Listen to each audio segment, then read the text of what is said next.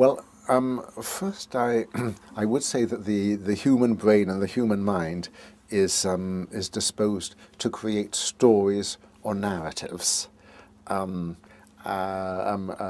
Children love stories, make up stories.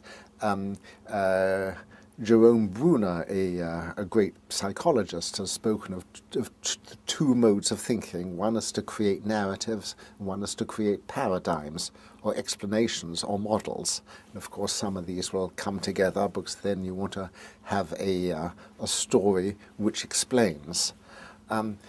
We all come into the world, and human beings sort of evolved into a mysterious world and had to wonder where they came from, how the world came from, what are the stars doing, uh, and in the absence of better explanations, I think sort of supernatural explanations sort of come to mind. There must have been some great figure who created the universe and who perhaps is keeping an eye on us now. And say before 1859, before Darwin, before The Origin of Species was published, there was no natural explanation of how different animals and plants had come into being, let alone human beings. I think of Freeman Dyson, a great physicist, who once wrote, he said, "I am a practicing Christian, but not a believing one."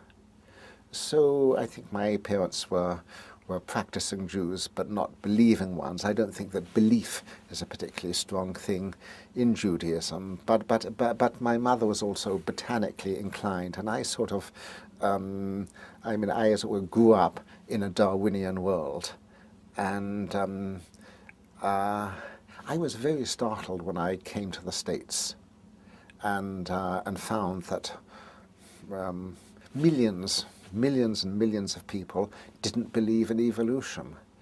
I still am profoundly perplexed.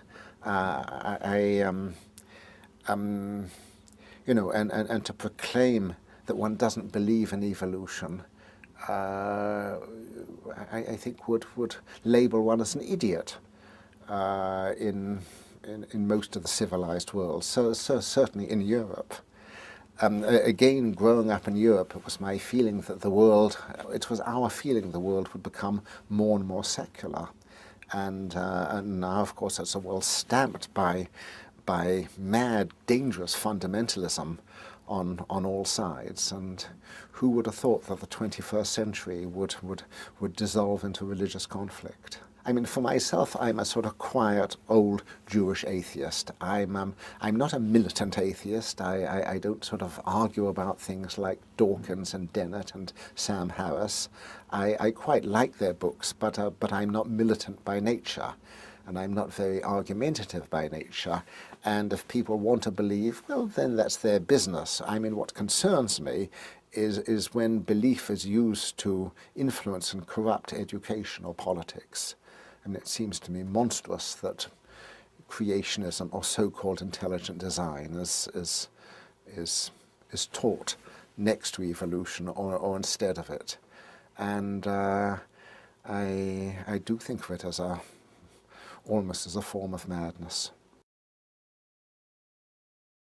I think I need to say that there are specifically some conditions of the brain which predispose to mystical or religious thinking. And in particular, when people have so-called temporal lobe epilepsy or temporal lobe seizures, they may have religious or mystical visions, or even between seizures, they may have a gradual personality change which disposes them to mystical and religious thinking. And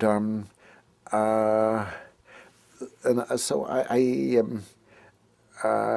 think that thinking of this sort is, if you want, built into the nervous system, although it doesn't have to take an explicitly sort of theistic notion. I mean, Einstein always used to say that the most beautiful thing in the world is the mysterious.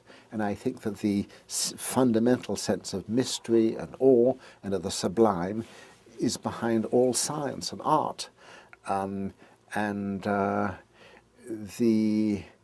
I mean, basically, I think science springs from a sense of nature's mysteriousness and the wonder of nature, and there is no need to invoke anything supernatural.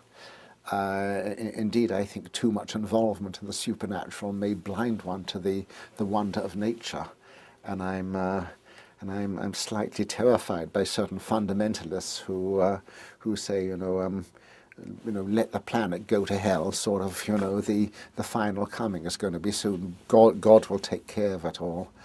I mean, I live for myself happily and completely within nature. I love it. I have a sense of being at home. I don't pine for anything else. And so I think those parts of my temporal lobes are devoted to, as it were, to an almost religious feeling for nature.